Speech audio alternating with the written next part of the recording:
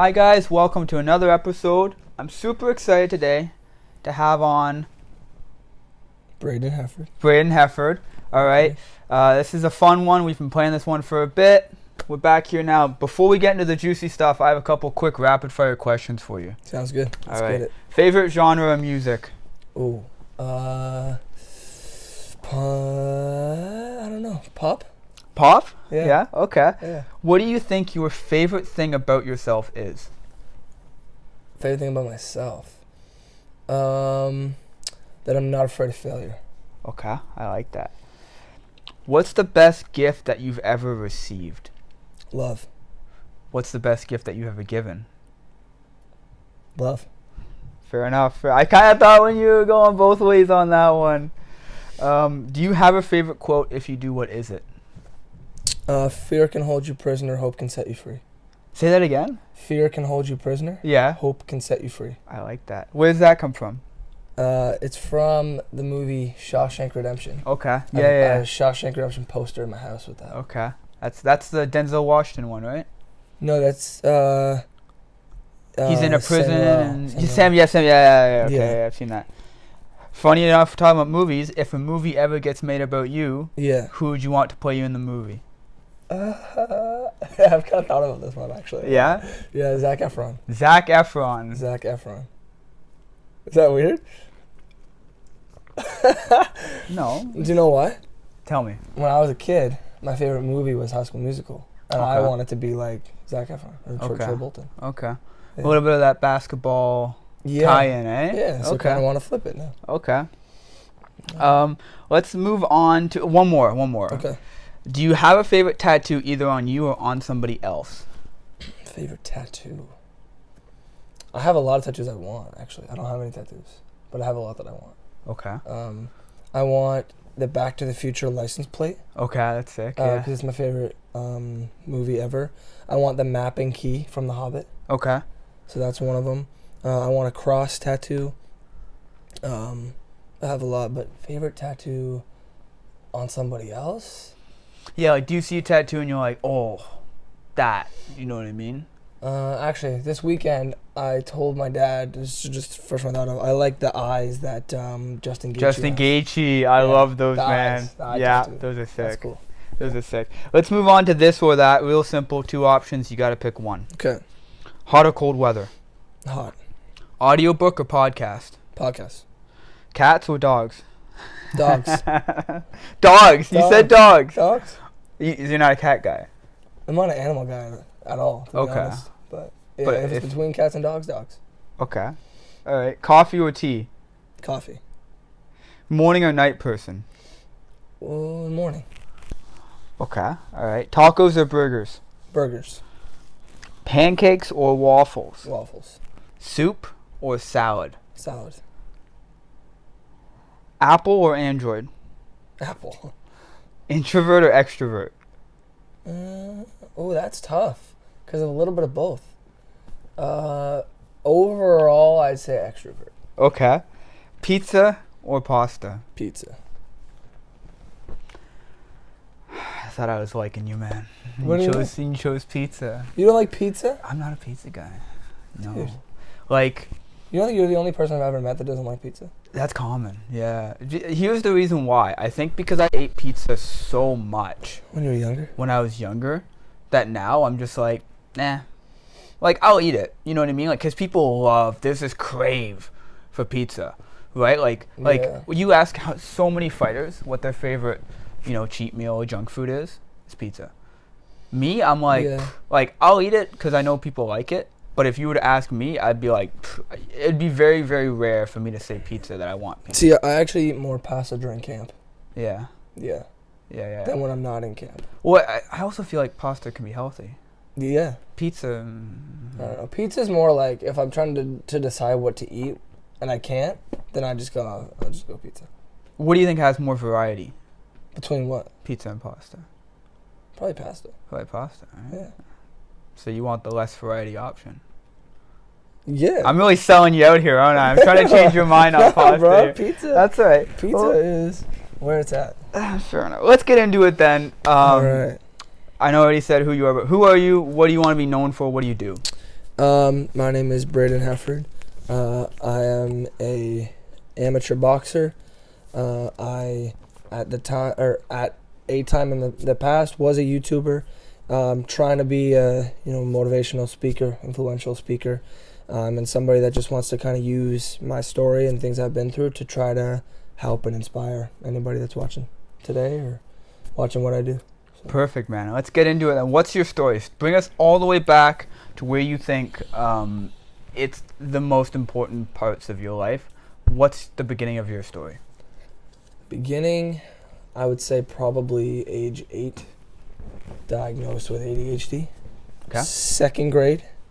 And this is funny. I don't think I've ever told anybody this before. So Exclusive. I was put in like a special needs class in 2nd grade. The reason, I apparently told 2 girls in my class that I was going to kill them when I was in grade 2. Oh. Right? Okay. Now, number 1, I don't recall ever doing that. Okay. Number 2, it's grade 2. Like, we're 7 years old.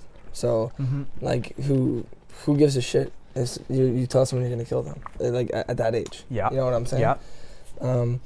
So that apparently happened, and then I guess I went to the houses to apologize to the parents, and then apparently I said it again the next day. Wow. Which, again, I don't remember that ever happening. Yeah. I honestly just think that these 2 girls didn't like me very much, Mm. and were just kind of out to get me. Yeah. But what that did, I try to explain to people, being that young, when you're put in a special need class, what does it do to your mental health? It makes me think that something's wrong with me. And that's kind of what it did. So for years and years of my life, going through life, I had trouble making friends, keeping friends, had trouble with just relationships in general because of that.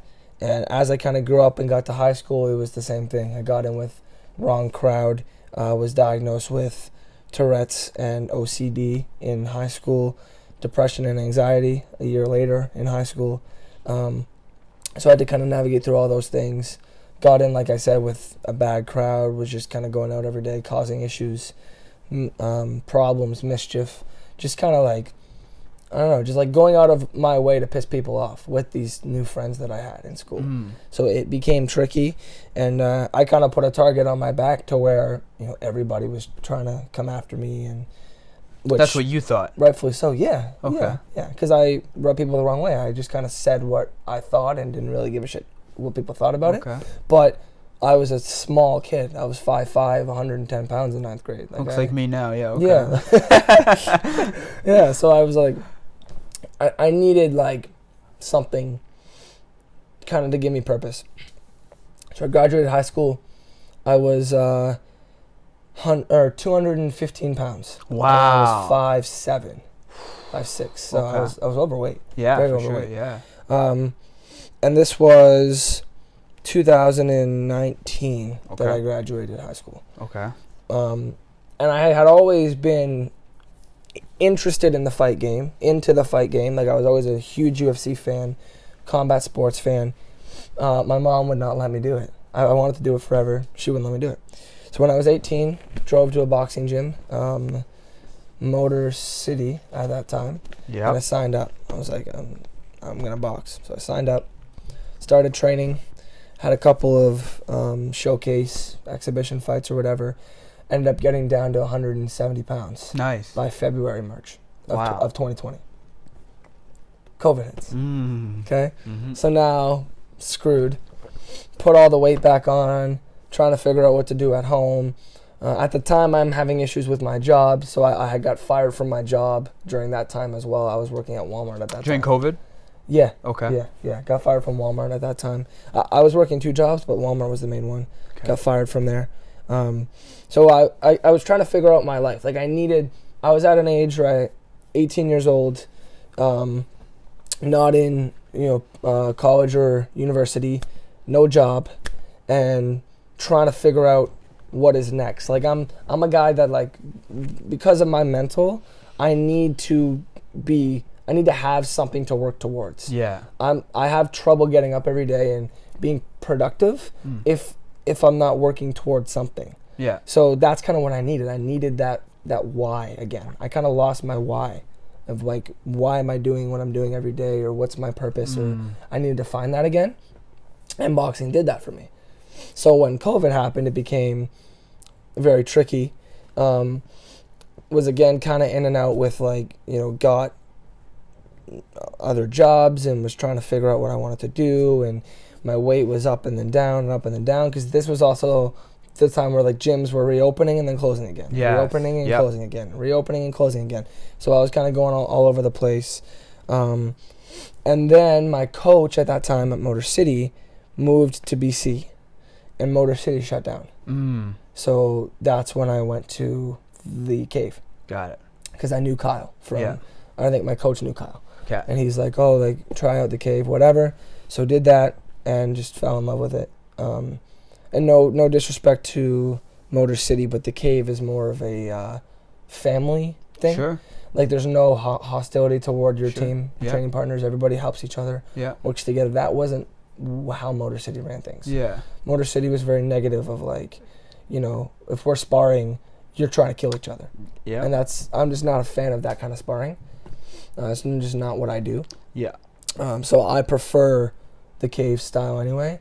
And Kyle is just such a great dude. He's more of a friend than anything, which I think is important, like for your coach to also be someone that you consider a friend and someone that you kind of look towards. And that kind of takes us to now to, I'm sitting here right now, 161 pounds this morning when I woke up. Nice. Wow. Yeah, and I'm 6'1". How'd you grow height? I need to know this. I'll write this down. I just started. Just started. I don't know, man. I just kind of, as I got older, I just started getting taller. I think it was like 5'11", 6 foot when I graduated high school. Okay. Yeah. But my family's tall. Like I have, like tall genes in my family. Yeah. So, it was just the weight, getting the weight off, because that's also why I was 215. Right, because I got taller. Yeah. Right, so when you get taller, you're putting more weight on. And, you get older, and I was at a place in my life where I would eat to cope. I was gonna ask you that. Are you somebody who eats to kind of deal with depression stress at that time, and coping and everything like that? I think they call it stress eating or whatever. At that time, and there was, end of high school too. I went to counseling with my parents. Okay. Because my relationship with my parents was so bad that we needed to like get a counselor to kind of save our like relationship with each other. So I had a psychologist, we had a counselor, and I went and saw a counselor for drinking as well. Okay. Because that's an issue I had at the end of high school. Okay. So that was another thing that came with the weight, was just pounding him back one after another to try to cope. And hence being 215 pounds when I graduated. Yeah. Right? So that's an issue I dealt with as well, but I don't know. Like I said, I sit here today, 160. Yeah. And the drinking's not as much of an issue anymore. But, I mean, it's still there sometimes. And that's basically gets us to now. So I wanna touch on some of those a little bit later here, but let's go back to the Tourette's here, right?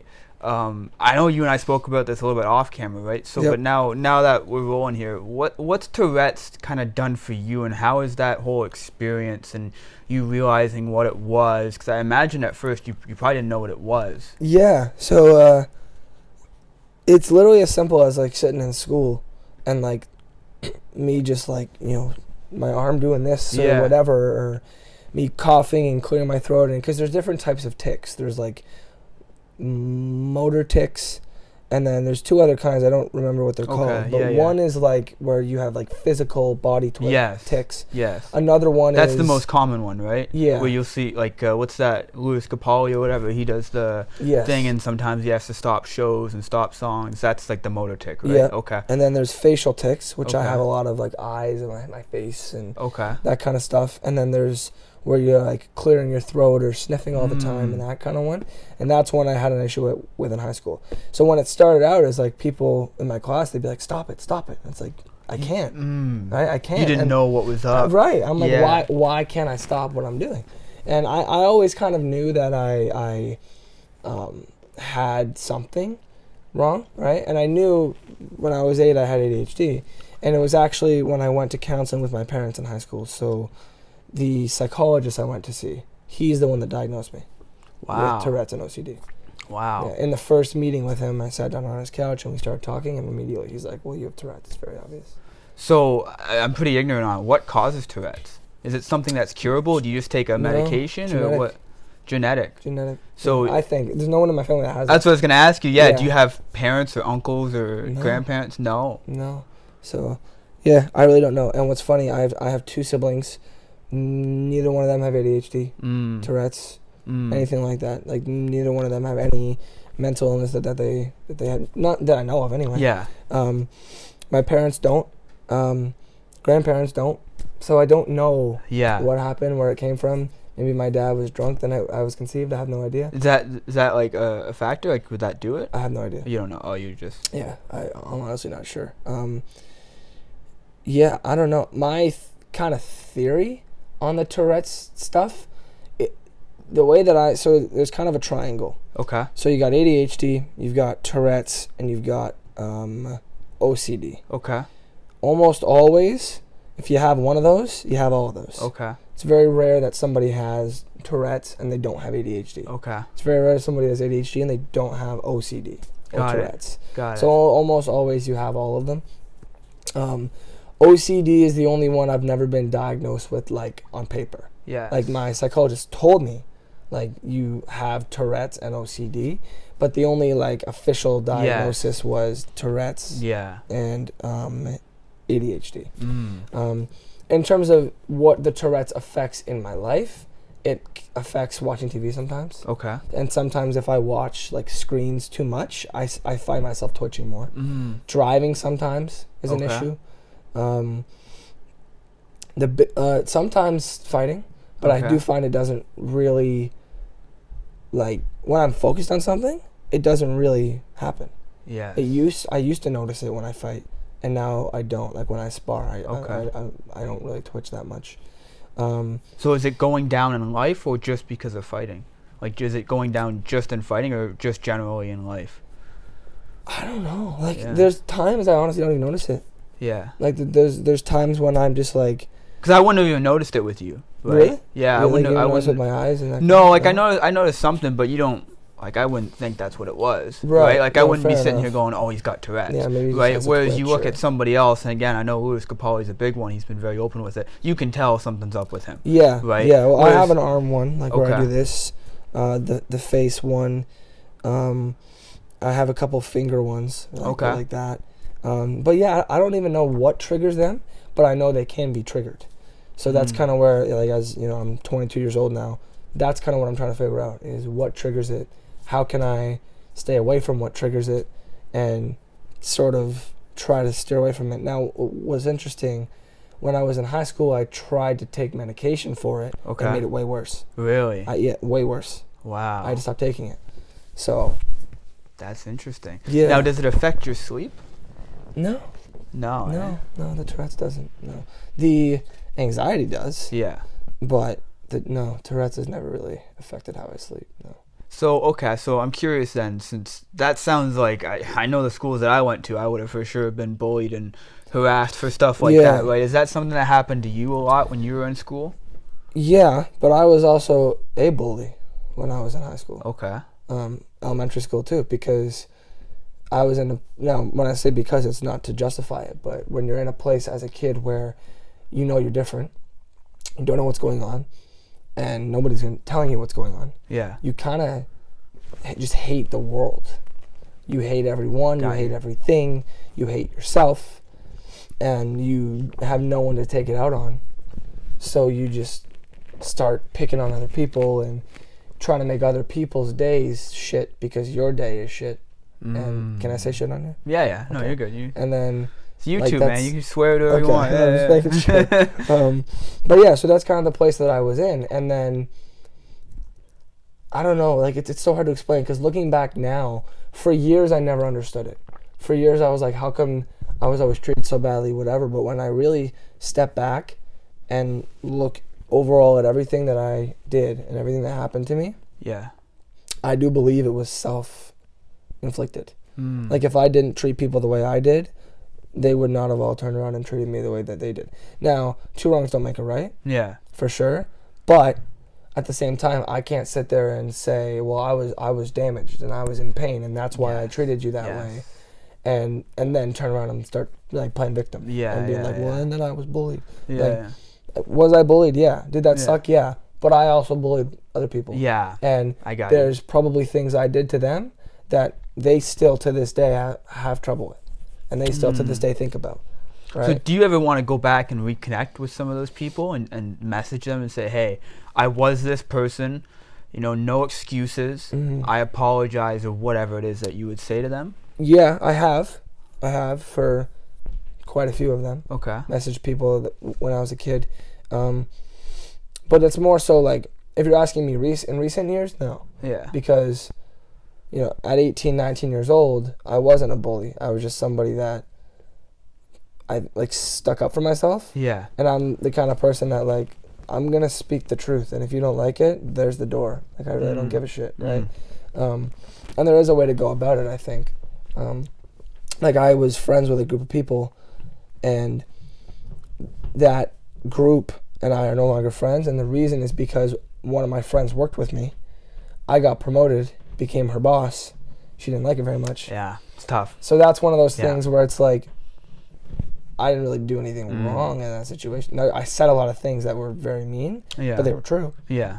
They were true. Yeah. So at the end of the day, it's like, should I have said them? No. But at the end of the day, if you were really my friend, you wouldn't have acted the way you did toward me when I got given an opportunity that I worked really hard to get. Yeah. Yeah. So that's where I'm like, just the way that my mind works is like, if I'm doing things in a way that I believe is right, and then somebody comes at me, then the kind of person that I am or have been is, well, now it's green light. I can say whatever I want, right? And I'm trying to change that. And I'm trying to be better at that and just be a loving person all the time, no matter what people say to me. But it is hard. Now, are you somebody who cares a lot about what people think? No. No. That's a problem, though. Okay. Because some people, you should care about what they think. For sure. And I did growing up. All I cared about, all I did was seek approval from other people. All I did was want everybody to like me. And I reached a point in my life where I was like, this version of me is, like, when you're constantly seeking the approval of other people, you will never be fulfilled within yourself. Yeah. You'll never be satisfied with who you are. Yeah. So that's kind of where that pivot for me happened was, at the end of the day, I need to be a person that when I go to bed at night, I love who I am, and I'm happy with who I am. Yeah. And that means more to me than what anybody else thinks. But at the same time, I have to be able to separate and look at, like, well, it does matter to me what my dad thinks of me, what my mom thinks of me, what my siblings think of me, what my best friend thinks of me, what my coach thinks of me, what my boss thinks of me, right? Yeah. Like, there are certain people that you have to care what they think. Right, you can't just say fuck everybody. I'm gonna be me, and if you don't like it, fuck you. Yeah. Because in certain circumstances that can get you in trouble. Yeah. But in terms of the overall outview, like when I was making YouTube videos and I was on social media and I was somebody that, like, that was I don't want to use the word career because I was young, but that was kind of what I was building for myself. That was your drive. That was your yeah. That at that time I was like, I don't give a shit what anybody thinks. Yeah. If you don't like me, don't watch me. Yeah, exactly. And if you want to watch me, then watch me. Yeah. But if you don't, I could care less. Right? So from that aspect, like, if you're asking me now what people on the outside looking in, what they think of me, I could care less. Yeah. I really don't give a fuck. Yeah. But in terms of who's in my circle, though, like, I'm trying to get better at what they think of me. And I don't know if you're like a religious person, but I'm recently became a Christian. Okay. So that's something that I'm working on as well. Okay. Trying to have, like, what does God think of me? Yes. Right. So that's the biggest focus in my life now. Yes. Now, what I guess made you turn to God? What was that switch? My cousin, actually. Okay. So he sort of noticed that I was at a place in my life where I needed purpose and I needed, like, that next thing again. And I was trying to figure out what was next. And in the last few years of my life, I started opening up.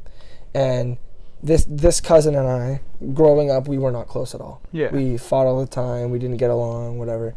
And it's weird because my grandparents, my grandmother, her side of the family, which this cousin is on, like, she married my grandfather. Okay. So they're not my cousins by Yeah. We're like a married in. Yeah. So, but we all grown up together. Yeah. Because my dad was like 16 when my grandfather married my grandmother. Yeah. Right? So it's been my whole life I've grown up with them. Yeah, they're still your family, yeah. Yeah. But the reason I bring up the blood thing is because my grandma's side of the family, they went to church their entire lives. All of them. Every Sunday kind of thing? Yeah, since they were wee lads. Yeah. I didn't, right? I didn't grow up a Christian. Yeah. My dad didn't grow up that way. My grandfather only became Christian after marrying my grandmother. Yes. So it's really that side of the family. So my cousin grew up with that. Yeah. He went to church his whole life, whatever, right? So now that he's in his 20s, he kind of turned to God and gave his life to God. Yeah. And when he did that, he and I became closer because it changed his perspective on life and his outview. So he was more adamant about building a connection with me, which it was something that surprised me, but it made him more loving as a person. Yeah. And he and I would talk about it, and he would, like, I would go to him and be like, dude, like, I don't know how much longer I can do this. Like, I just don't have any answers. I don't know what to do. I don't know what's next. Like, I just keep asking myself what to do. And he would just keep telling me, like, dude, I know who has the answers. It's God. Yeah. It's God. Like, I promise, like, whatever. So he started up a young adult group. Beautiful. And he asked me if I wanted to do it. And I was like, no, I'm good. Yeah. So he goes, okay, whatever. So then he asked me again. And I was like, okay, well, I'll think about it. Yeah. And then he's like, dude, I really, really think that you should try this. This is your cousin? Yeah. Okay. Yeah. He's like, dude, I really think you should try this. I really think you'd benefit from it. Just come out for 1 week, and if you don't like it, you don't have to come. I said, all right, cool. So I went out, and that's pretty much it after that. So I was like, this is awesome. Been gone out every week since then, and became Christian since that happened. So, wow. Yeah. And have you noticed your happiness and or self-perspective change on that journey of continuing on to Christianity? More than ever. Yeah. Yeah. Positively, I assume. Yes. Yeah. Oh, yeah. Yeah. Yeah, that's usually not negative if you continue to do it, right? Yeah, right. But no, never got the answers that I'm getting now in my life. Never been so confident in who I am as a person. Never been so motivated to try to become a better person. Like, I was always the kind of guy growing up that like not caring what someone thinks about you can also kind of be correlated with, like, you're not motivated to change who you are because of somebody else, you know? Yeah. So if somebody else thinks I need to change, who gives a shit if I don't think right? Whatever. Yeah. So when you are kind of going through I don't even like using the word religious, but when you're trying to become more holy and more, like, just going through that way of life, you have somebody and something that you're trying to live for. Yes. And so when you're living your life that way, it sort of it changes your view on life, because now you do care about being a certain way, a certain kind of person. Yeah. Right? I care more about, I need to change these things in my life to make me a better person, because I know that's what God would want me to do. And I know that that's what I'm supposed to do, because that's what the Bible says I'm supposed to do. Yes. Whereas before, I'm like, I don't give a shit. I like who I am. So who cares? But now it's like, well, he is asking me to do this, and this.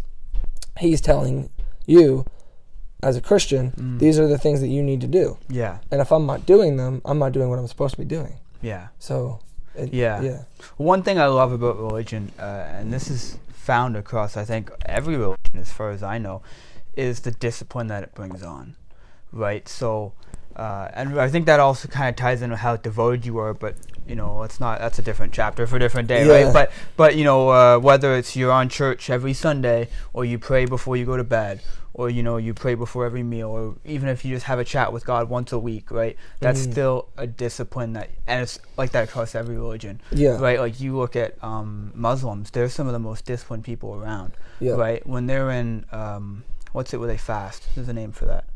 Forget the name of it. I don't know.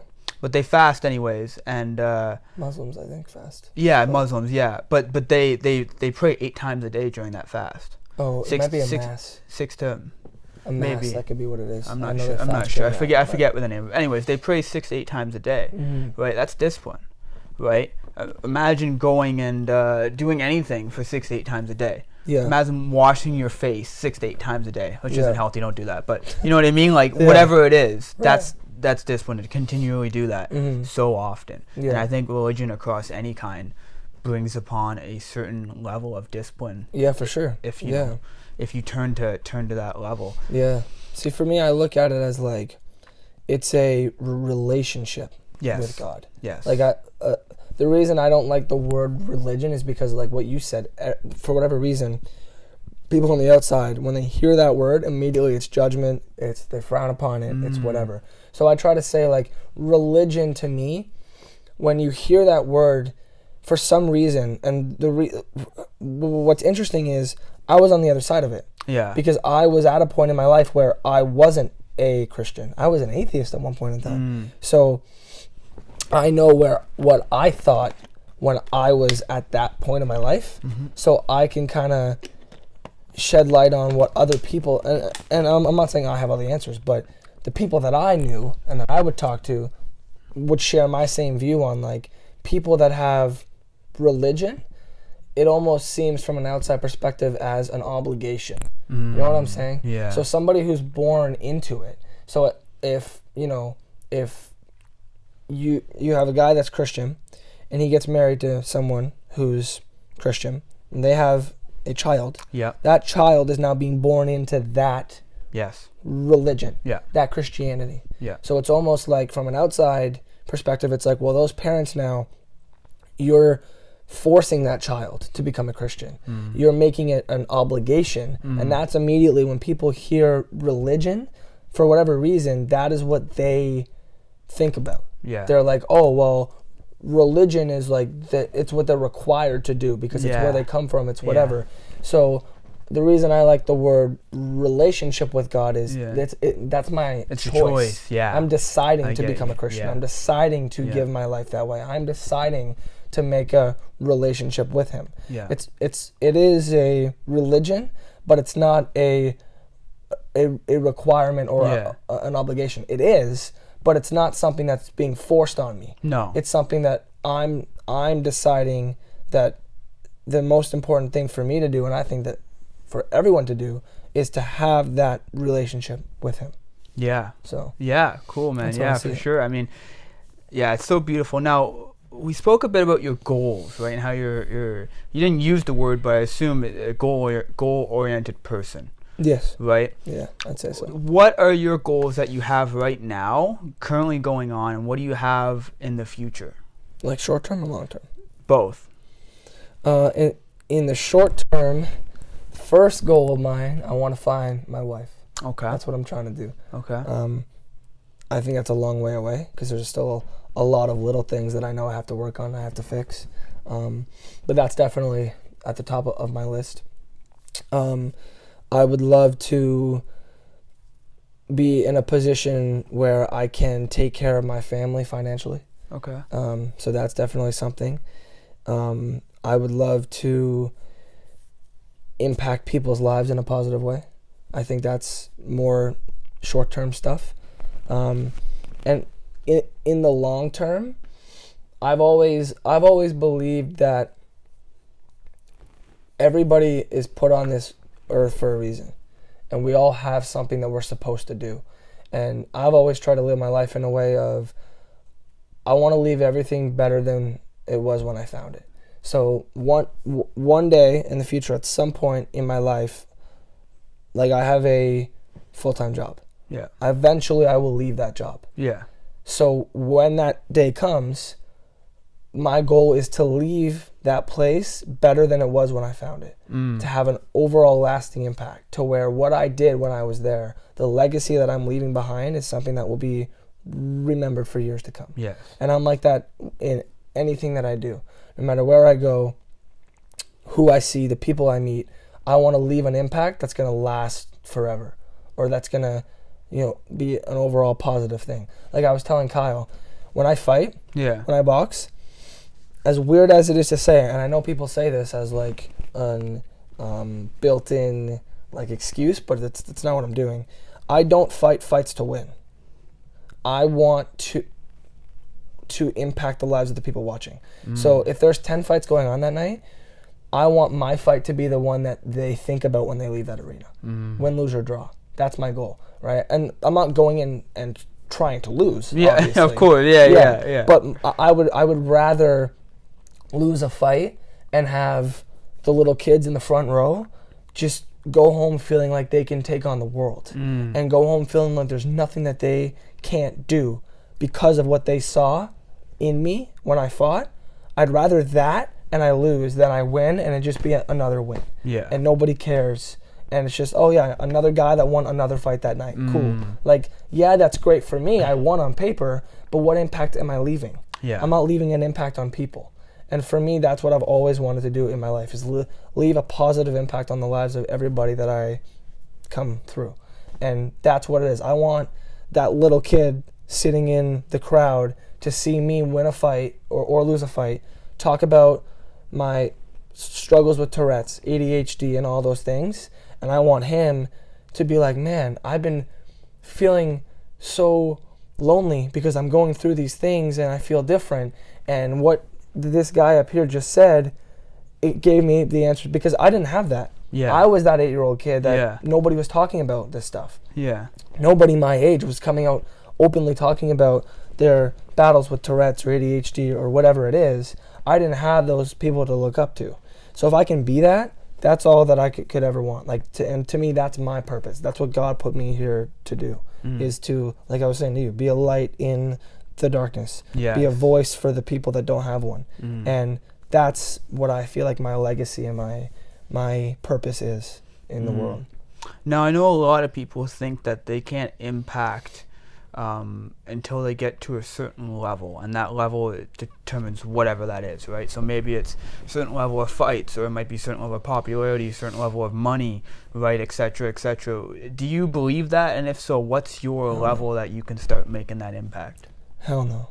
I think now. And that kind of goes with what I was saying to you before of I'm not afraid to fail. Okay. Like, I think a lot of people think that you have to be successful, and it's your success that people need to see in order for the impact to be left. But every successful person failed 100 times. For sure, man. Failed 1,000 times. Oh, yeah, for sure. So for me, I'm not afraid to fail from that aspect, because, like, it's not our mistakes or our failures that define us. It's what we do with those mistakes and those failures, and how we come back and how we react. That's what makes us who we are, right? Like, I saw a quote from this guy. He goes, when you get knocked down, don't get up right away. Stay there for a second and look around and just kind of take in what's around you and realize why you got knocked down and learn the lesson. And then stand up. Yeah. And when you stand up, you'll be wiser, you'll be more intelligent, you'll be more knowledgeable, you'll be just a more zen kind of person.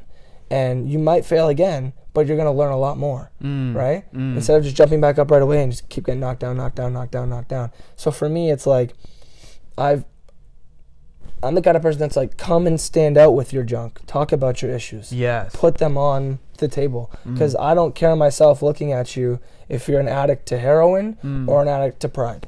In my mind, they're both the same thing. Yeah. Right? Like, the only way to sort of move forward in life is to talk about those things and talk about when you fail and talk about what you go through and talk about your like, nobody's perfect. Yeah. Right? And I for one, I really can't stand people that act like they are. Oh yeah. And I really can't stand people that act like they have it all figured out and they know what they're doing. Like, I'm just talking out of my ass here. Like, all the things that I'm saying, it might not work for anybody watching this. 1,000,000%. But it worked for me. Yeah. So it's my story. And I'm not saying do exactly what I'm saying if you want to make... No. I haven't even made it at the end. Like, I have a long way to go. Yeah. But I've started. Yeah. And I've gotten a lot further in my life than I was even 2 years ago, 3 years ago. And it's funny, I was even saying to my parents, like I mentioned earlier, we went to counseling. Yeah. Over the last 2-3 years, my parents are my best friends in the world. Yeah.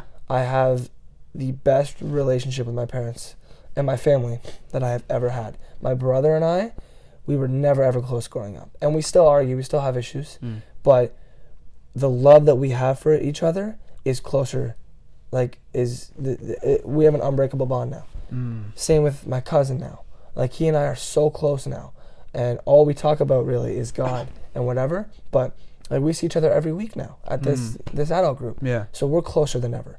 Closer than ever with my grandparents. Like, just the relationships that I have with my family now are so much better than where they were 3 years ago.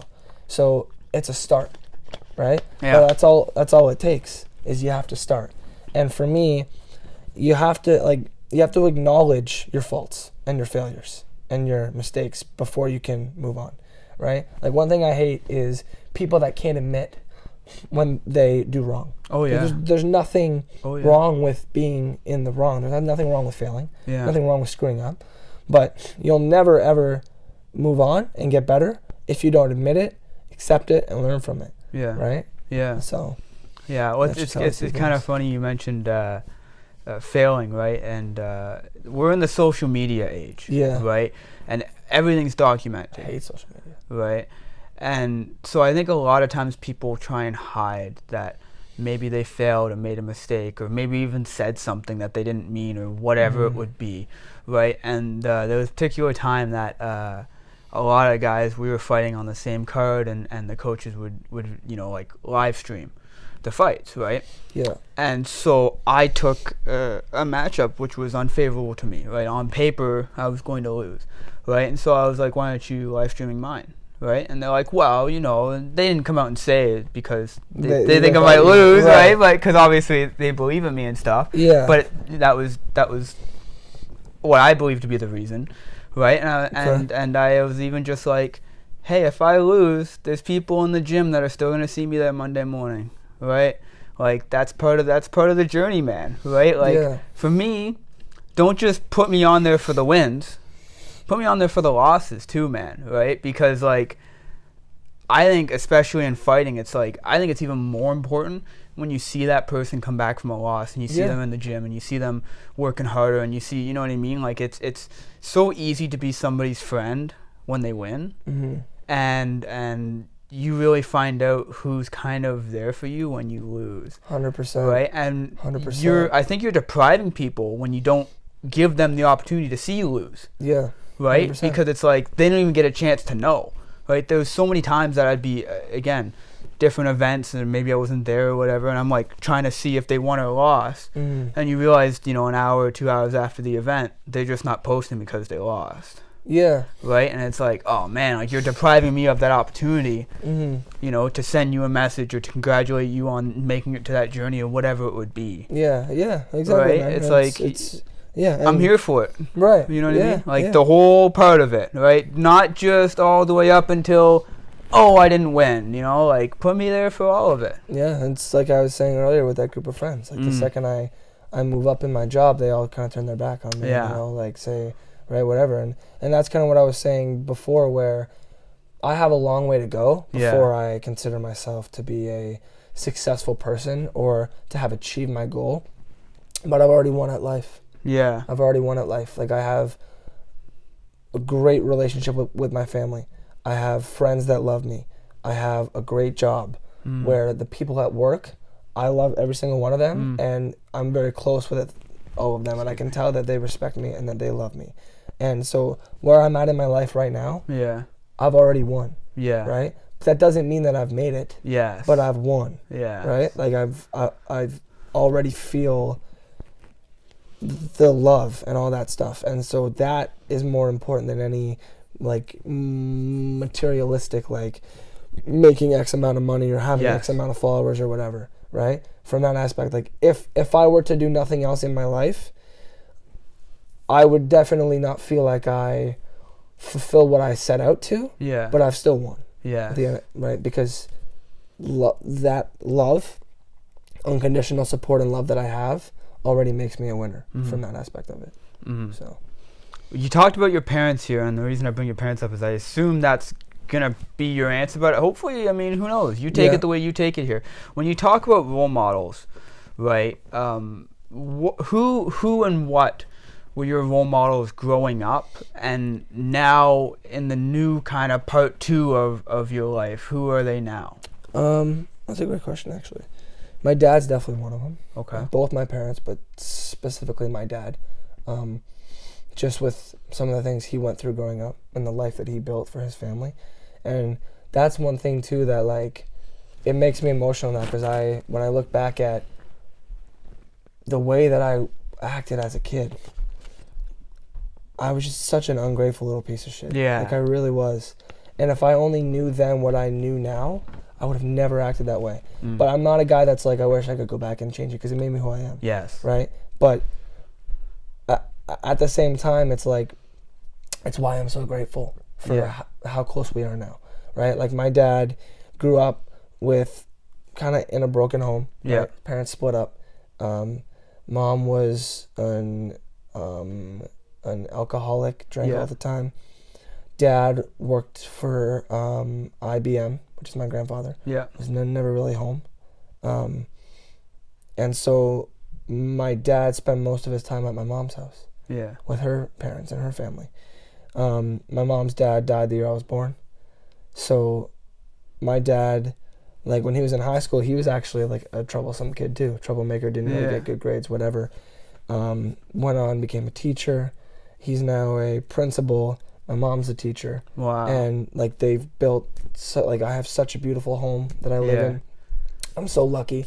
I've never had any issues with not having food to eat or not having clothes or, you know, not being able to get a ride wherever, and just all the things that we take for granted. I like, when I look at some of my friends and where they are in their life, like, and what they have to go through with their families, I don't have that. And so that's something that sometimes I forget how lucky I am to have that environment that my parents and my father built for us. And he's even told me, like, for him growing up, he wanted to give his kids all the things he didn't really have. Yeah, yeah. And so to have, like, I'm so lucky. So my dad is definitely the biggest one. And then more general, when I was a kid, Roman Atwood was a big one. Okay. He was the guy that I Mr. Bean, right? Is that Mr. Bean? No, Roman Atwood's the Smile More guy. Smile More. You know who that is? No. No? He's a vlogger. Oh, no, I don't think I know who that is. Okay. No. He's not that big now. Okay. But when I was a kid, he was big. Okay. FouseyTube was one. Who? Growing up. FouseyTube. Do you know who that is? YouTuber, yeah? Yeah. Yeah, okay, yeah. So he's actually one of the most hated YouTubers. Okay. But he's the only person that openly talked about his depression, anxiety, and that kind of things on YouTube. So he's someone that I really looked up to growing up from that aspect. Steve Harvey is a huge one that I look up to now. He is a very big one. Clayton Jennings, I don't know if you've heard of him. I've heard of him, yeah. He's a pastor who does, like, YouTube. Yeah. Very recently, Keenan Clark is one. Okay. Another pastor. Kevin Hart. Okay. He's a big one. Where does the Kevin Hart come from? Is that just like the rags to riches, like? He's a Christian. Yeah. He is. Yeah, and a lot of, like, he tells a lot of stories. He goes on a lot of podcasts and talks about that he really didn't have anything growing up. Yeah, like the rags to riches. Yes. Yeah, that kind of stuff. But also just like, there's a lot of motivational videos of him talking about, like, hard work and what that takes and that kind of stuff. Yeah. So yeah, I would say those are the main ones, and then Conor McGregor. Okay. Definitely a big one. Okay. A lot of people don't like him, but he's been huge for me. Sure. And Jake Paul. Jake Paul. Okay. Because of, like, I interpret all his stuff so differently than everybody else. Like, I look at, to be 17-year-old kid like he was, to be rich, famous. Sure. Yeah.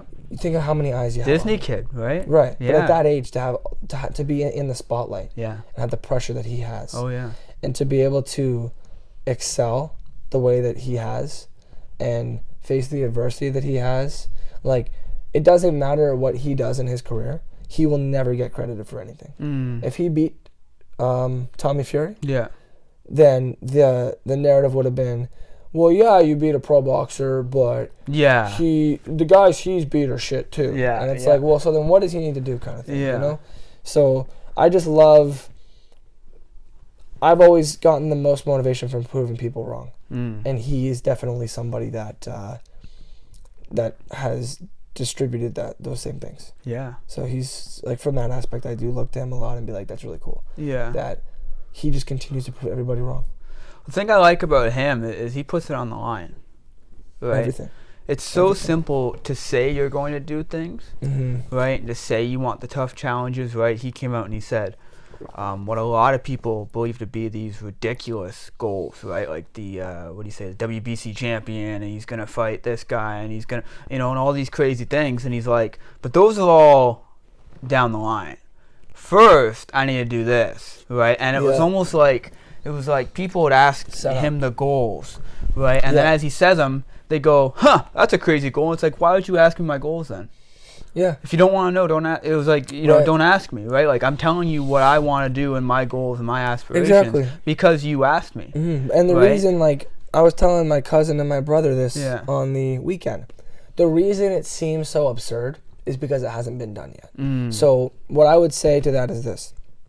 Conor McGregor. Sure. When he was 17 years old, 18 years old, he said openly, you can look this up and find it, there's videos of him saying, I will be the most famous combat sports athlete in the history of the world. Okay? When people say that now, nobody laughs. You know why? Because he is. Because he did it, yeah. He did it. Yeah. But at the time that he said it, everybody laughed at him. Yeah. Because it hadn't been done. Yeah. Right? Yeah. Everybody looked at him and goes, dude, you're 17. Like, what are you talking about? Yeah. Like, what makes you think that you, right? And he did it. Yeah. So the reason that it seems so absurd is because it hasn't been done yet. But it's possible. Right? Yeah. Like, I watched the Conor documentary. Yeah. Yeah. And my favorite quote from it, and it still gives me, like, chills.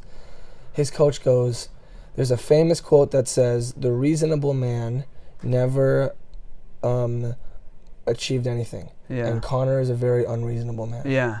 Yeah. So it's like, you have to be a little bit unreasonable and a little bit insane to make it. Yeah. You have to. Yeah, you have to have unrealistic expectations. For sure. Right? Right. So. And you have to constantly tell yourself that too, though. Oh yeah. Right. Yeah. I'm kind of curious then, what do you do for kind of self-care? Right? Are you somebody who does lots of journaling? Do you write stuff down? Right? Like for me, I write my goals down at least once a week. Okay. Right? And it's so interesting how maybe they change and maybe they don't. Yeah, I would say the young adult group is a big one. Okay. So we're reading a book right now that each chapter is like an opposite thing. Okay. So like one chapter is anger versus humility. Okay. And then one is pride. I think it was pride versus generosity. Okay. Or something like that. Love versus lust. Yes. Drunk versus sobriety. Yes. And so basically what it does is it calls out the bad. So it says, if you do these things, you're distributing anger. Here's how you should be living your life to be a person that distributes more humility. Yeah. Is kind of what it does. And so having those things definitely helps, because I'm a guy that I don't think that far into stuff. Yeah. So when I'm distributing that anger and that hostility, I don't realize it. So being able to read that book, it helps me kind of take a step back and say, oh, he's right. I am doing all those things that show anger. Yeah. And I never realized that when you do that, it shows a lack of humility. Yeah. Right? And so that's a big one. I think praying is a big one. Reading a Bible is a big one. Yeah. I do like little journal notes in my phone. Yeah. I used to do a handwritten journal, but I don't anymore, but I really should be. But I think a big one is just talking through what you go through. Like, I used to be so ashamed of things that I like went through. Yeah. I used to be someone that never talked about anything because I was ashamed, like, especially as a man, like as men, like we're raised to believe that we have to like just be like this perfect figure, and we're not allowed to have mental weakness issues. And it's like weak, you're weak weakness, if you go through this, or you're weak if you have that, and it's such bullshit. Yeah. Like I have had women tell me that it shows so much stronger qualities of a man to be vulnerable and to be open and to be emotional and all that stuff. So I think that's all very, very important. But no, that is something I do have to work towards, is doing more things for self-reflection and to be more spiritual and like I'm getting better than I was, but I definitely have a lot to work on. Are you a big reader? I know you mentioned that one book there. Only the last couple of weeks. Yeah? Yeah. Since I've become Christian. Yeah. You ever read Start With Why by Simon Sinek? I haven't. So that to me is my number one book. I recommend that to anybody who's getting into reading, especially just based off of what you said. The title sums it up, Start With Why, right? And he constantly goes through, if you have a strong why, and there's I might misquote it a little bit, but there's a piece in the book that talks about, if your house is on fire, right, and you have maybe your wife or your newborn kids in there, right, and you think the kid's out, so you run outside the house and you realize it's not. Are you going to run back in? Of course. For sure you are, right? Because that's a strong why. But now you have maybe a journal, right, and you ran out and you forgot it. Are you going to run back in? Probably not. Yeah. Because that's not a strong why, right? So he talks a lot about if you have a strong why, you'll do whatever. You know what I mean? Like, you'll run through the fire and take that risk to get that strong why. Right. Sure. It's my favorite book that I always say, like. That's cool. It's Simon Sinek. He's a really, really cool guy. Yeah, I'll check it out. Yeah, man. Let's kind of dive back in and touch on a little bit your anxiety and depression and what that journey's been like for you. Very hard. Yeah. That was more difficult to deal with as a child than ADHD and Tourette syndrome. And the reason is, so... Which one, or both? Both. Okay. My children in the future will never go to public school. It'll never happen. And I've been somebody that has said forever that we should be learning about those things in school. Like, why the fuck are you teaching me how to paint? Yes. I don't need to learn about fucking visual arts, okay? Yeah. Get that shit out of my face. Yeah. Okay? I don't need to learn about pressing buttons on a fucking computer. Okay? If I want to do that, I'll go to college. But what we should be learning about in our schools is finances, how to build a business, how to deal with mental health and those kind of things. And especially with social media today. Yeah. Because that was a big part of it growing up, was nowadays children and kids are told, like, in order to be considered successful or to be like just to have validation, you need to have a certain number of followers or a certain number of likes. Sure. Or you have to have a certain number of friends or whatever it is, certain number of subscribers and whatever. And like I've always said, comparison is the thief of joy. I love that. That's one of my favorite quotes. Which is very true. And social media, all it does is force you to compare. And that's something that I would do a lot growing up. Like I would sit there as a 8, 9, 10, 11, 12, 13, 14-year-old kid and be like, how come I have these thoughts of wanting to end my life? And I have these thoughts of, self-hatred. And you see all these people running around with friends smiling, and I have trouble making friends. Yeah. And I didn't have answers, right? And to be so young and have those thoughts, it can literally destroy and traumatize you, right?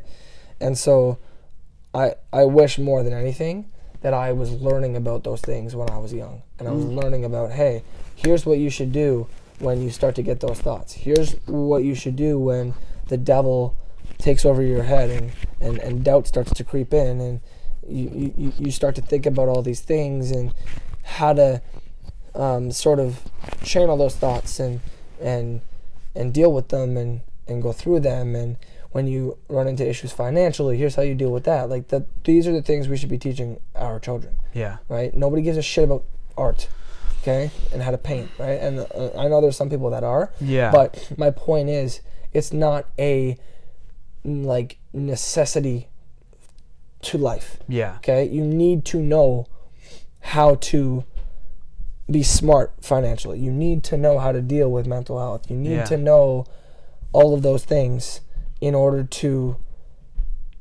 live a happy, healthy life. Sure. I don't need to know how to paint. Yeah. I don't even need to know how to shoot a basketball. Yeah. I don't need to know how to read lines off of a script. I don't need to know how to do a lot of things. Yeah. So why are we teaching those things? Yeah. Right? Yeah. So that's definitely a big part of it. And then kind of tying that into what I was saying as well was having those thoughts and taking it out on other people. Yes. And then having kind of the blowback effect. Yeah. Of those people kind of coming back to you now. Yeah. Right? That was definitely hard. And feeling like as a kid, I always felt like I could not open up to my parents about that. So that was something that I didn't tell my parents about those thoughts I was having until I was like 16. And I had them since I was 9 or 10, right? And a lot of it is because as a kid, you never want to make your parent feel like they did something wrong. Yes. Right? Yep. And that was something like in the counseling that came up was like, I never wanted my parents to feel like they were the reason that I felt that way. Yeah. And that they didn't do a good job and that there's something that they could have done differently, because that is not the case whatsoever. So that's why like it becomes hard to open up to your parents, because as a parent, the last thing that they want is for their kid to be hurt. Yeah. And for their kid to come and say, hey, I'm having thoughts, I wanted to kill myself. Like imagine as a parent hearing that. Oh yeah. Right? Yeah. So that was really, really hard. It was trying to navigate how to open up, and then like I said, it would affect my relationships, my friendships, all that kind of stuff. Yeah. And they're sitting there like, why is he acting that way? Yeah. That's the reason I'm acting that way. Right? But I can't say it. So that was tricky growing up. It was a lot of tough years. Yeah. But like I said, I'm closer with my family than ever now. Yeah. And it was because I was able to open up about that stuff and go and see a psychologist and a counselor, and went on medication for a couple of years. Yeah. A lot of it was working out. Yeah. Like anybody that deals with mental health, the best thing you can do is work out. Yeah, I was gonna ask you, what tips do you have for people that are going through that? Go to the gym. Yeah. Get a punching bag in your house if you have to. Eat healthier. Yeah. Stick to a routine. That's a really, really big one. I still to this day have a lot of issues eating healthy. Make a diet guide. Yeah. Right. Make a meal plan. Those are really, really big ones as well. You have to have discipline, like we were saying, and have a routine that you stick to every day in order to live a happy, healthy life. And so that was, and like not to say that the anxiety and depression isn't still there, because it is, but I haven't been on meds for years. Yeah. I don't need them anymore. Yeah. And the reason I don't need them anymore is because I've developed that routine. Yeah. And that discipline and that ability to be open and be vulnerable and talk to my friends and my family about, hey, here's what I'm feeling. Yes. And like, what do you guys think? And the biggest one is God. Yeah. And having that as part of my life now, like you don't need medication when you have God. Yeah. You don't. Yeah. So. And of course it's going to be different for everybody 100%. Too, right? Some people 100%. Maybe their self-care might be having an ice cream bar or whatever, right? But you got to keep in mind that that's a small decision in the big picture of for decisions, sure. Right? For sure. Right. You wanted to talk. I wanted you to talk about the public speaking that you kind of touched on. Right? Okay. What's your future aspirations for that? And first off, how are you getting started in it? future aspirations, at first, I just wanted to kind of get on stages and talk about this with people. And now it has kind of shifted to like maybe one day I'll be a pastor. That's part of it as well. I think the biggest part is learning how to educate myself on things, because I think it's very important for public speakers and pastors, motivational speakers, to know a lot about what they're talking about, so that it doesn't come across as being ignorant. You have to do your research, and you have to know your topic to a T, know everything about it if you want to go talk about it. And so for me, it's like I need to figure out what topics I want to cover, what things I want to talk about, and then do research, learn about them before I go talk about them. Because the last thing that I want is to just kind of go up there and wing it. You know what I'm saying? Yeah. So originally my goals and my plans were, let's go around and just talk about Tourette's and talk about ADHD and talk about anxiety and talk about depression and talk about this and talk about that. And now it's like, let's learn as much as I can about God. Yeah. Let's learn as much as I can about the Bible. Yeah. And possibly factor that into when I eventually go around and start, speaking in front of crowds, or even become a pastor one day. Yeah. I think the first step is trying to figure out if I can speak at my church. Yeah. Once I learn more about things. Sure. I don't even really know how or where you can go to be a public speaker. So that's something I have to look into and figure out. But yeah. I know there's something called what's the name of it now? It's a huge public speaking thing that people gather every week, and they do Toastmasters. Okay. You ever heard of that? I have not. No? Okay. I'll send you a message after. It's Toastmasters, and it's pretty cool. I mean, as far as I know, they're pretty open with what you want to talk about, and everybody is there. Just gets up and starts talking. So there'll be different discussions, right? So again, it might be a little bit different from everyone. I only know I haven't done it, but I know from people that have, and it might be write a 5-minute speech on this.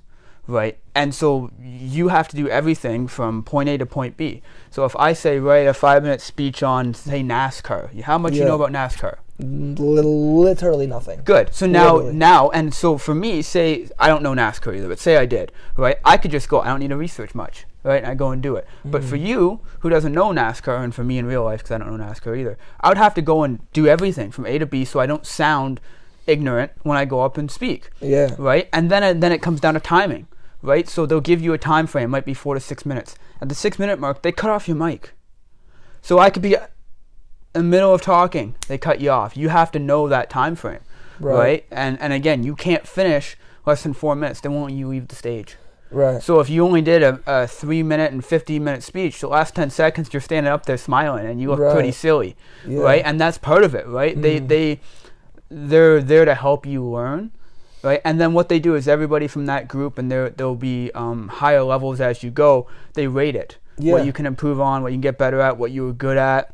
Yeah. Okay. And then they have professional levels where you can go over the world and do this.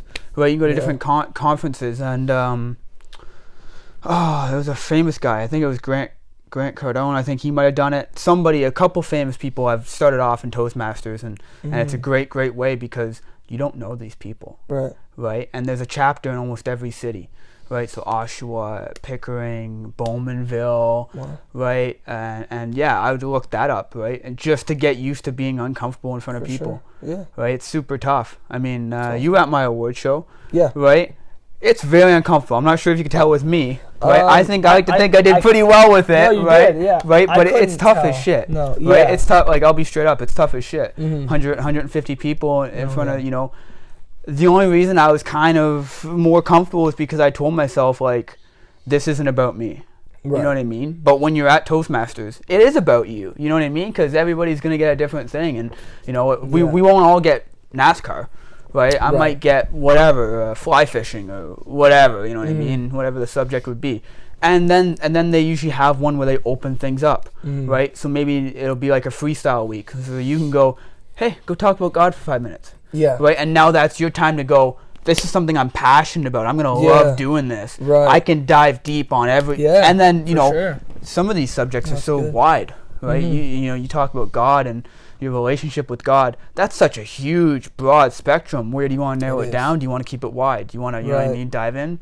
So that's one way, definitely. Yeah, for sure. One thing I used to do in high school, when I was like making videos and stuff, I used to do motivational Mondays. Yeah. So every Monday I would pick a topic and I would just do that. Yeah. So that's something for sure that I would love to get back into. Yeah. Every Monday we put up a video on where you talk about do God. Whatever. You know what I mean? Like if you want to start that, right? And you can always put a disclaimer, right?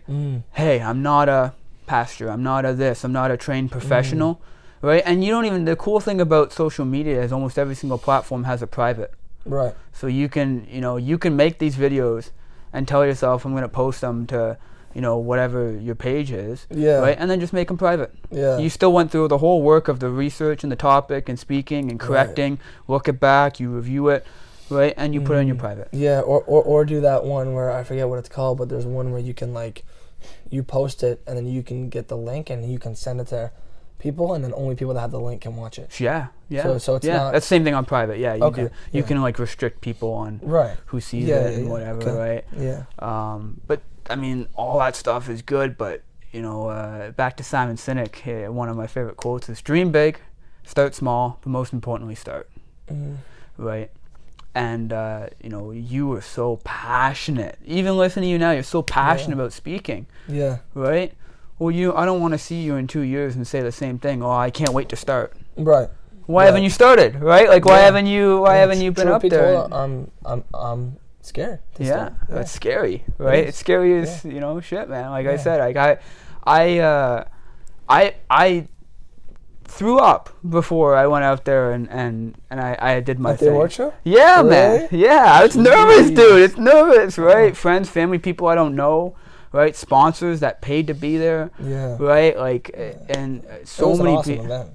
It was great. Yeah. Next one happening September 30th. So I'll be there. Yeah. But you know what I mean. It's so because you're there. It's real. Yeah. Like there's nothing more real than looking and you see people and you're like, oh my God, I'm here now. I'm doing it. Right. Yeah. Like you can't turn back. You're in it now. Dive in deep on it. For sure. Last thing I wanted to touch on with you before I kind of let you take the reins on it is your basketball journey, right? I see that you're Brody Rec League. Is that what it's called? Oh, I was playing that. Yeah. Yeah. Are you done now? Yeah, it was more of something I did to stay active when I wasn't boxing. Okay. That was more so what I was doing with that. I've always been a huge basketball fan. I study the NBA and the league. I could tell you every player on every Raptors team ever. Wow. How many points they averaged. Wow. I could tell you every single playoff series that the Raptors played in and how it went. I could probably name every single player on every team in the league right now. That's crazy. So I've always been a huge basketball guy. There was a time in my life where I thought that's what I was going to do forever. I was going to be a journalist and study basketball. When I was in college for radio broadcasting, I was going to work for TSN or try to work for TSN and work for the Raptors. But actually playing in the rec league, that was something that, like I said, I did it to try and stay active and find a why again. And it was a very rec league. Like it was like people that are just kind of off the street and sign up because you just want to play and try it out. And whatever, but it's something I do want to go back to. But right now I'm trying to get back into the boxing way because that's something that I've just been. I haven't been training anywhere near the level that I should be for the last couple of years. For what? For boxing or okay, yeah. Like prior to COVID, I was going 2-3 times per day. Yeah. 6 days a week. Yeah. Now I'm doing twice a week. Okay. And a lot of that is now I have a full-time job, but at the same time, it's I always look at you got 24 hours per day. Yeah. Okay. I sleep about 6 hours a day. Sure. So that puts us at 18 hours. Yeah. Okay. Let's say I work a 9 to 5. Yeah. So that's 8 hours. Yeah. So that puts us at, I'm not good at math, 10 hours. Right? I'm not good either, man. Oh no. So that's 10 hours. Yeah. Now, okay. So you factor in eating. You could factor in travel time, going to the washroom. Let's take another 2 hours off that. So let's say there's 8 hours left. Yeah. So you're telling me in 8 hours, I can't find 2 hours a day to go to the gym. Yeah. I can't find 2 hours a day to read. Yeah. I can't find 2 hours a day to, do research. Yeah. Right? How many of those 8 hours is spent in front of a TV, watching Netflix? Yeah, for sure. Scrolling through Instagram on my phone, right? So those are other, big things that I'm trying to, focus on now and get better at. And especially like with my job and my career, I'm starting at 5, 6, 7 a.m. every day. Yeah. So I'm finishing at 4 o'clock in the afternoon. Yeah. So from 4 p.m. to, let's say I go to bed at 10 p.m., what am I doing? Yeah. In that 6 hour period. Yeah. So I think a lot of it for me is trying to shift to getting my priorities more in check, having fun, staying active, that kind of stuff. But yeah, the as far as the basketball thing goes, that started out as a way to stay active, and it's definitely something that I'll probably do when I'm not training. Nice. Like in between camps or whatever. And I was dealing with, like, when I played the last season I got injured like 2 or 3 times. So that was another thing where I'm like, if I'm going to be fighting, I can't play at the same time. Because if I get hurt, now I can't fight, kind of thing. Yeah. So it is something I have to kind of figure out and decide what I want to do. Yeah. But I definitely do think I'll go back. Sweet, man. Yeah, I wanted to ask you about, I love that, man. Brody Reckley is really, really, do you know their story? You know how they started? Really. So I'll sum it up quick, but I may or may not be having them on, so I'll let them may or may not sum it up. I'll just say that. But anyways, again, we may or may not be working something out. But they essentially started right before COVID. Yeah. Look at that, eh? Yeah, just drench myself. I do that all the time, man. Just put the water cap on wrong and just dump it. I don't know. Bro, I drank it earlier. I don't know. Yeah, but yeah, they essentially started right before COVID, and they got hit hard. And it's the ice melting, that's why. Oh, it's the condensation. Yeah, that's all right. And yeah, they got hit hard, and they essentially wanted to make a league that everybody could track their scores. Right. And then you could compare scores, because the creator of the league had a friend in, let's just say, a different city who was also playing, and it would be friendly banter going, well, I scored 8 points this game, you scored 2. Right. I had 3 blocks, you had 1. And everybody says, oh, I got 15 or I got 20. But when it's on a stat sheet and it's recorded, everything is, those are the official and it's really, really professionally done. Like, you give them credit for that. Like, yeah, for sure. They do a really good job, and now it's blown up, right? They're all across Canada. They're moving to the States soon. I actually, when I was there, talked to the head guy, the commissioner, I think it was, or one of them. Yeah. And I said, hey, what you guys need to do, or what we should do, is create a players union. Like the like the NBA would have. Yeah. So any rules or any issues that players have or whatever, we can all collectively come together and come up, like, sort of have that, because it is a for fun league. Yeah. Right. Well, some of them, like, they have a pro-am. Yeah. And the pro-ams, they actually get paid. Oh yeah. Oh yeah. Like, it's there. I think, and again, I don't want to talk out of pocket here, right? I don't have any inside information, so this is just right out of thin air. But I imagine in the future they're gonna have a pro league, just like we used to have a whatever it was called before, when we had that Oshawa Power, I think it was called. Yeah. Right. I think they're gearing up for that. They have the numbers, they have the talent. For sure. They have, they already have people talking. From my knowledge, and again, maybe this is coming out of something I don't know about, and it could be wrong, but they already have people talking to, like, legit NBA officials on, because especially in Canada, it's not like the sport compared to the States. It's nowhere near what it should be, and this just showcased all the level of interest that's here. It's a huge league. Like it's huge. It's huge, but now it's going across Canada. Every big city, every small city is now slowly getting one, and they go, the States, we're looking at this and they're going, oh, it's just Canada, they only have 36 million people, but now it's going, well, now we have 3.6 million people playing basketball. Right. How many of those guys just didn't get seen? right? And I think that's going to be like obviously a little bit different than the G League. Yeah, but sure. It's going to be like the CFL of the NFL. It's great. It's great for stamina. It's great for staying active if you do other sports. And it's great to just have fun and kind of degress a little bit. Yeah.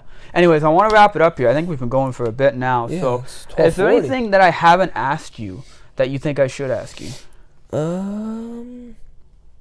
You haven't asked how much I charge. No, I'm just playing. Oh, I'm playing. No, I think that we pretty much covered everything, man. Cool, man. I got 3 questions I ask everybody before I let you go and you plug your socials here. What 3 qualities do you possess that make you successful?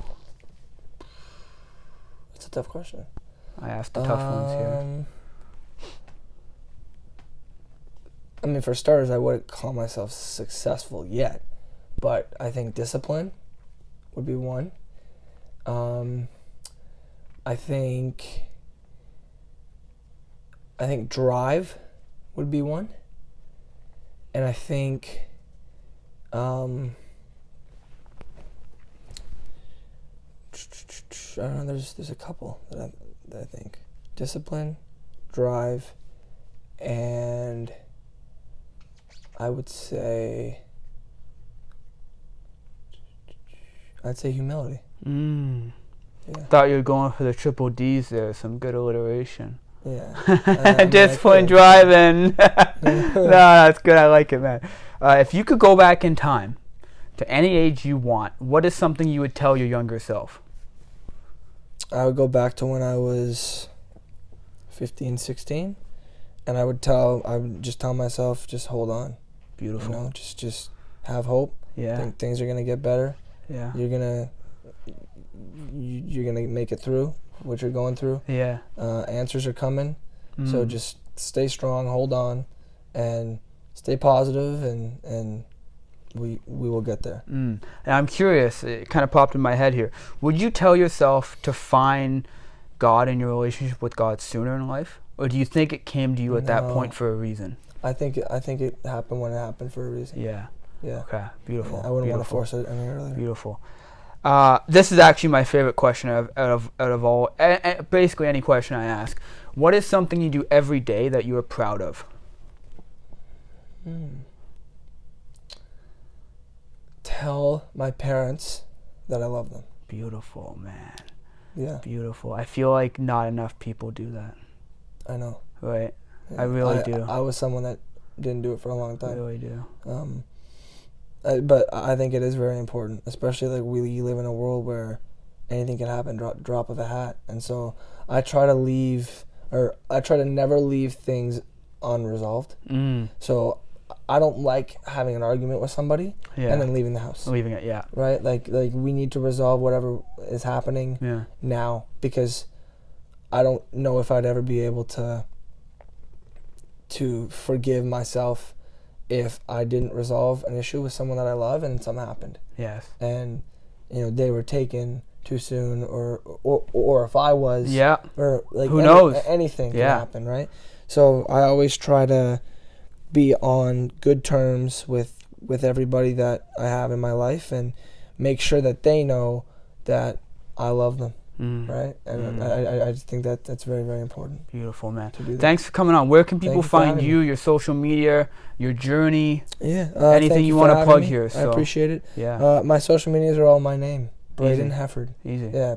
Easy. So just you want everything on there? Instagram, Facebook. What else do you have? You still have YouTube? Twitter. I guess it's X now. Twitter, X. Okay. YouTube. My YouTube is Braydon Does More. Okay. Is what it is. I'm trying to get back onto there soon. And hopefully I'll try to get on all these showcases. Yeah, man. That is the goal. I was telling Kyle that the other day, is like next year try to get on 5 or 6 of them. Yeah. See how many times I can do them. But in terms of like what I would leave people with, I think it's very important to realize that no matter where you come from and what you go through and what you have, that if you work your ass off, you believe in yourself, you surround yourself with the right people, and you live a healthy, happy life, that there really isn't anything that you can't do. And that's what I would leave. Thanks for coming on, buddy. Thanks for having me.